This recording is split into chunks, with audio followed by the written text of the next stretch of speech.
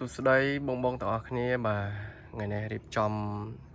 ចេញទៅថ្មីមួយឈុតទៀតហើយបាទ Victor បាទសំណុំពណ៌ខ្មៅនេះស្អាតមែនទែនបាទហើយស្នាប់ដៃក៏ស្នាប់ដៃខ្មៅដែរបាទស្នាប់ដៃឈើតែនេះខ្មៅលើស្អាតហើយអីវ៉ាន់នេះមានមួយឈុតបាទមានស្មែមានស្នប់ហើយស្លងសើខ្ទប់សលេងហើយបងអីចឹងទៅបាទអានេះស្លងសើវាសម្រាប់មូលនៅចុងកណ្ដុងនេះហើយបងដែលមានតម្រូវការសម្រាប់យកទៅលេងបាទគាត់ចាំចំការឬក៏យើងលេងអាលោកលេងកុកតាមវាស្រែនៅពេលដែលយើងសម្រាប់លំហើយពីការងារអីគឺអាចកំងខ្ញុំបានបាទខ្ញុំរៀបឲ្យបាននៅវ៉ាន់ដែលមានគុណភាពខ្ពស់បាទសម្រាប់លេងឆ្ងាយបាទយើងលេងនឹងទៅបានហ្មងវាលេងស្រួលហើយណាមួយរយៈនេះខ្ញុំរៀបដាច់តែ Victor ហ្នឹងផងបងបាទភាសាវាអីវ៉ាន់វាលេងស្រួលវាស្វ័យក៏បត់បានបាទវាខ្លីវាអត់ញញ៉ៃហើយយើងស្រួលដាក់តាមខ្លួនហើយមួយទៀតកម្លាំងវាក៏ខ្លាំងហើយវាធន់ផងទៅពេលអញ្ចឹងទៅរយៈនេះគឺចេញបានច្រើន Victor បាទកាលថ្ងៃមុនភ្ជុំបាទជាប្រហែលថ្ងៃមួយអាទិត្យមុនភ្ជុំហ្នឹងក៏ចេញដែរតែហ្នឹងទូហ្នឹងគឺស្នាប់ដៃធម្មតាហើយទូមុនក៏ខុសគ្នាដែរបងបាទជួនកាលស្នាប់ដៃឈើអញ្ចឹងវាមានពណ៌ត្រួយចេកពណ៌ខៀវអីអញ្ចឹងទៅជួនកាលសំណុំវាទឹកមាសអីអញ្ចឹងទៅខ្ញុំតែងកំងមកផ្លែកគ្នាអញ្ចឹងណាជួនកាលនេះវាឡាយខុសអានេះតិចតួចវាបានពណ៌ក្រហមអីមកអញ្ចឹងទៅនេះកន្លែងនេះតែនេះត្រួយចេកនេះ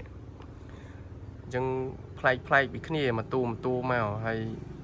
បងដែលចង់កំងឆាតមកហើយមួយទៀតបងដែលគាត់ឆាតមកហើយជួនកាលគាត់និយាយគាត់ពេញចិត្តគាត់ត្រូវថ្លៃត្រូវអីចូលចាស់នេះត្រូវអស់ស្រាប់តែគាត់ថាអត់ទុកចិត្តបាទសុំមកមើលអីវ៉ាន់នៅកន្លែងផ្ទាល់ឬក៏ចង់មកតេស្តបាញ់ចិត្តសាកជាក់ស្ដែងផ្ទាល់អីចឹងបងមើលវីដេអូខ្ញុំសិនបាទបងអត់ទុកចិត្តដែរមិនចាំឆាតមកទេនាំតែខាតពេលបងបាទអូអីវ៉ាន់ពួកនេះយើងដឹងហើយវាមិនមែនជាប្រភេទដោយអីវ៉ាន់ចាប់ហួយឬក៏ដីឡូទៅមើលដោះដូរអីវ៉ាន់យកលុយអីកើតទេអញ្ចឹងអីវ៉ាន់ពួកនេះយើងប្រយ័ត្នទាំងអស់គ្នាអញ្ចឹងណាហើយសម្រាប់ការយកទៅលេងក៏យើងយកទៅលេងដោយមានទំនួលខុសត្រូវទាំងអស់គ្នាដែរបាទយើងយកទៅលេងជាលក្ខណៈកីឡាគាត់ទុកចាំចំការឬក៏យើងរោមហូបរោសាច់ខ្លែមអីផ្លេតវាមិនអីទេកុំទៅឲ្យយើងយកទៅបកកបញ្ហាអីហើយបងដែលទុកចិត្តដែលកំងតែងកំងកន្លងមកក៏អរគុណបាទសម្រាប់ការទុកចិត្តលើឧបករណ៍កាយឆ្នៃអានេះ Telegram របស់ខ្ញុំនេះលេខ Telegram បងចង់កំងគឺឆាតមក Telegram លេខហ្នឹងមកហើយបាច់ខលមកទេខលអត់ចូលទេបងខ្លះគាត់ថាខលអត់ចូលខលមិនចូលបើខ្ញុំ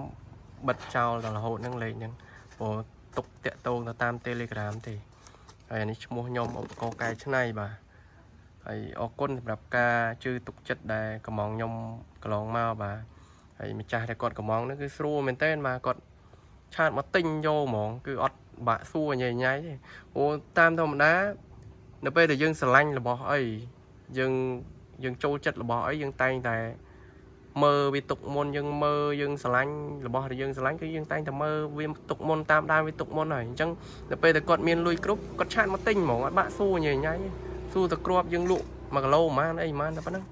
ហើយប៉ុណ្ណឹងគឺគាត់ដឹងច្បាស់គាត់ថាគាត់តាមដានយូរហើយគាត់មើលគាត់ស្រឡាញ់យូរសមលុយគ្រប់គាត់មកទិញមកដល់ពួកអ្នកខ្លះឆាតសួរយើងស្នាប់ហូហែមួយអាទិត្យពីរអាទិត្យអីចឹងទៅសារថាអត់ទុកចិត្តពេលអញ្ចឹងយើងពិបាកដែរហើយអាហ្នឹងយើងមិនមែនផុសតំផុសណាផុសហូហែកន្លងមករៀបឲ្យភ្ញៀវចេញជាក់ស្ដែងថតអញ្ចឹងទៅពេលថតបង្ហាញអញ្ចឹងហើយយើងវិចខ្ចប់រៀបចំផ្ញើឲ្យភ្ញៀវបាត់ហើយអញ្ចឹង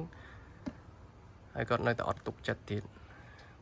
តែអរគុណសម្រាប់បងដែលគ្រប់គ្រងឧបករណ៍កាយឆ្នៃកន្លងមកអរគុណបាទហេង